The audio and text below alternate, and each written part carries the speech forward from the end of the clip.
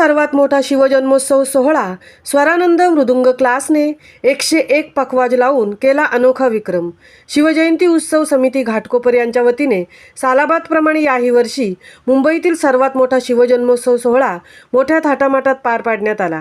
यावेळी पारंपरिक वाद्य, ढोल ताशा, संबळनाद व यामध्ये सर्वात जास्त आकर्षण जे ठरले ते न भूतो न भविष्यती 101 मृदुंगाचा ब्रह्मनाद स्वरानंद मृदुंग क्लासचे गुरुवर्य रायगड भूषण हरिभक्तपरायण विठ्ठल महाराज मांढरे यांच्या मार्गदर्शनाखाली करण्यात आला।